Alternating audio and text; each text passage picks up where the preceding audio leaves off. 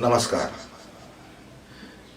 कल हमने देखा ओम तस्य निशिचिंतनम, आत्म पूजा उपनिषद का पहला सूत्र। व्याख्या की अपन ने ओम की, तस्य यानी एक संबंध की, और उसका सतत स्मरण रखना। मनोवैज्ञानिक ढंग से भी अगर हम देखेंगे तो पहला सूत्र नींव है, क्योंकि ये जागरूकता को बढ़ाता है। कॉन्शियसनेस, जागरूकता की वजह से ही हम प्रोग्रेस कर पाए, क्योंकि हम स्मरण रख सकते हैं चीजों को, हम चीजों को एक क्रम में स्मरण रख सकते हैं। और दूसरा, अगर हम मन में स्मरण ना भी रख सके तो भी हम उसे लिखाई के द्वारा स्मरण रख सकते हैं, और रखते हैं हम लोग। आज इस रिमेंबरिंग के, स्मरण रखने के अनेक उपाय हो गए हैं। जैसे हम वीडियो बना लेते हैं, हम ऑडियो बना लेते हैं, लेकिन उस समय एक ही चीज थी कि याद रखना, स्मृति। और इसलिए इस उपनिषद को बहुत छोटा बनाया गया। क्यों? हमारी याद रखने की जो कैपेसिटी है बहुत कम है। रिपीटिशन के द्वारा हम याद रखते हैं, बहुत बार रिपीट करेंगे तो फिर हमें वो अनायास याद हो जाता है। इसलिए इस उपनिषद के ऋषि या खोजी, सत्य के खोजी, प्रसन्नता के खोजी, मुक्ति के खोजी ने छोटे सूत्र बनाए, याद रखने लायक। इसी तारतम्य में मैं एक बात और कह दूं आपको कि जैसे दोहे, कबीरदास के दोहे, छोटे छोटे दोहे, दो लाइन के दोहे हमेशा याद रहते हैं, वैसा ही ये उपनिषद है, संस्कृत के दोहे हैं। तो दूसरा है सर्व कर्म निराकारणम आवाहनम। एक साधारण भाषा में, सांसारिक भाषा में, यदि हमें किसी देवी देवता, किसी विद्वान पुरुष की पूजा या सम्मान करना हो तो हमें उसे बुलाना पड़ेगा। तो हम उसे उस ढंग से नहीं बुलाएंगे जिस ढंग से हम अपने बेटे को बुलाते हैं, अपने मित्रों को बुलाते हैं, अपने पिता को बुलाते हैं या अपने माता को बुलाते हैं। उसका ढंग क्या होगा? आवाहनम का। और यह तो आत्म पूजा है, खुद को बुलाने का क्या ढंग है? इसलिए यह सूत्र एक नई ऊंचाइयों पर ले जाता है। सर्व कर्म निराकारणम आवाहनम। क्या होगा जिससे आपका आत्म आपके सामने उपस्थित होगा? तो इस तारतम्य में पहले एक बात मैं आपको बता दूं कि ये उपनिषद कब तैयार हुए? ये तब तैयार हुए जब कर्म कांड अपने अति पर पहुंच गए थे, जब शोषण अपने अति पर आ चुका था। तब धर्म का मतलब यही था अकर्म, इच्छा रहित कर्म नहीं, अकर्म। और उसमें ऐसा रहता था इच्छा रहित कर्म यानी अकर्म, निष्काम कर्म नहीं था। ये शोषण होता था, समाज के किन्हीं लोगों ने शोषित कर दिया था। और अक्सर ऐसा होता है, कोई भी धर्म अपनी ऊंचाई पे पहुंचता है तो वो शोषण करने में मास्टरपीस हो जाता है। आप आज भी इसे देख सकते हैं। तो सर्व कर्म निराकारण, ये क्या था?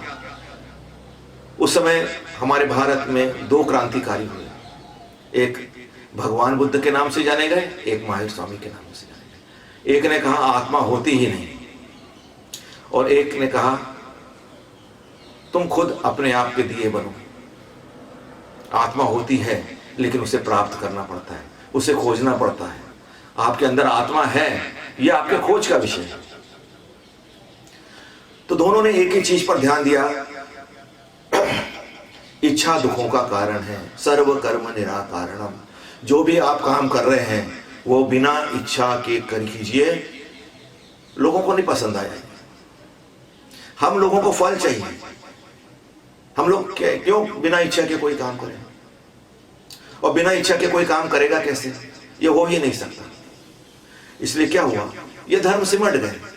बुद्ध धर्म जो है अपना चीन, जापान, कोरिया तरफ गया, वहां पे उन्होंने फिर यस कहना सीखा, हाँ इससे फल मिलता है, तो फिर वो पूजा पाठ में आज व्यस्त हो गए। दूसरा धर्म जो था वो हिंदुस्तान में सीमित रहा, लेकिन वो भी आज पूजा पाठ में उसकी भी पराकाष्ठा है।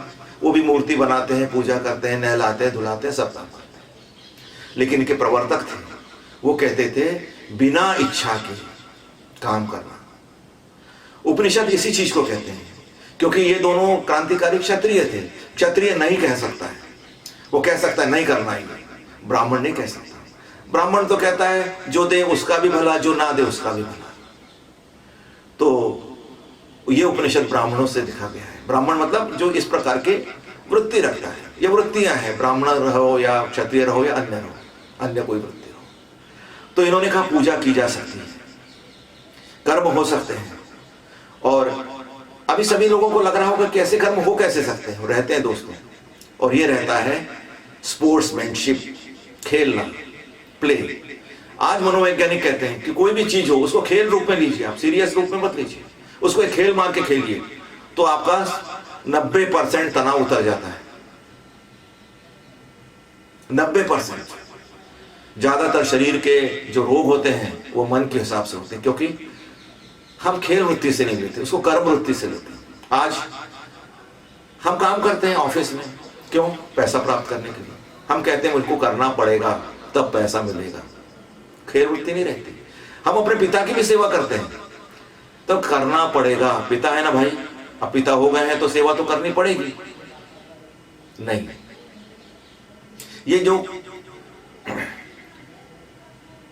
ड्यूटी की बुद्धि है, कर्तव्य की बुद्धि है, ये यहां से हटानी पड़ेगी। इसको आप लेना पड़ेगा, आपको सहयोग समन्वय, जैसे पहले सूत्र में बताया तस्य। पहले हम वस्तु के साथ संबंध बनाते हैं जो नितांत निजी होता है। दूसरा हम व्यक्तियों के साथ संबंध बनाते हैं, वो भी नितांत निजी होता है। सबके मित्र हमारे मित्र नहीं, सबके शत्रु हमारे शत्रु नहीं। लेकिन ये जो तीसरा संबंध है, ये कहता है आप सबके साथ हो, परस्पर देवो भव। तो ये हो सकता है अगर आप खेल वृत्ति अपनाएं हर कर्म के साथ, तो क्या हो जाता है, वो लीला हो जाती है। फिर कर्म का भार नहीं रह जाता उस पर, फिर किसी चीज को पूरी करने की आसक्ति नहीं आती उस पर। और तब आपने देखा ना, एक छोटा सा लड़का जो अपने यहाँ जन्मता है कितना खुश रहता है, क्या मिल जाता है उसे? पद, पैसा, सम्मान। जो चीज हम खुशी के लिए चाहते हैं उस लड़के के पास एक भी नहीं रहते, बल्कि निराश्रित और रहता है, दूसरे पे आश्रित रहता है। तो लेकिन खुश रहता है, क्यों? क्योंकि वो प्रकृति के साथ एक रहता, खेल भावना से काम करता। दूध भी पिएगा माँ का तो खेल भावना से, हंसेगा भी तो खेल भावना से, रोएगा तो क्रोध को संचित नहीं रखेगा, खेल भावना से छोड़ देगा। हम खेल भावना करते हैं, शाम को हम लोग आते हैं, कोई जीता कोई हारा कुछ नहीं, सारे दोनों टीमें एक हो जाती हैं, बढ़िया एंजॉय करते हुए घर आ जाते हैं। लेकिन हम लोग इस प्रकार के बुद्धू हैं कि हमने स्पोर्ट्स को भी, खेल को भी प्रोफेशन बना डाला। अब उसके लिए मेडल बांटने लगे, अब उसके लिए भारत रत्न दिए जाने लगे, सब बेकार कर दिया। खेल भावना ही बेकार हो गई। अब तो आदमी भारत रत्न के लिए दौड़ता है, कहां से उसे तनाव नहीं होगा। तो ये दूसरा सूत्र था, सर्व कर्म निराकारणम आवाहनम। अगर आप ऐसा जीवन कर सकते हैं तो आपको आवाहन कर सकते हो आत्मा का, अन्यथा स्वार्थी भाव से आपकी आत्मा आपके सामने आएगी नहीं, क्योंकि वो अंधकार है। अंधकार में आप कुछ नहीं देख सकते, भले ही वहां हीरे माणिक छुपे हुए हैं। आपको उजाला चाहिए रहता है, जागरूकता का। तो ये जागरूकता का जो उजाला है वो है आवाहनम। तो सर्व कर्म निराकारणम आवाहनम, इस बात को याद रखिए। आज जो भी काम कर रहे हैं खेल भावना सीखिए। स्पोर्ट्स में हार और जीत नहीं, खेल महत्वपूर्ण, उस प्रोसेस को एंजॉय करना महत्वपूर्ण। आज हर मनोवैज्ञानिक कहता है आप जो भी काम करो उसको एंजॉय करो, उसके प्रोसेस में, उस प्रोसेस में इंटरेस्टेड रहो, फल में नहीं, प्रोसेस में।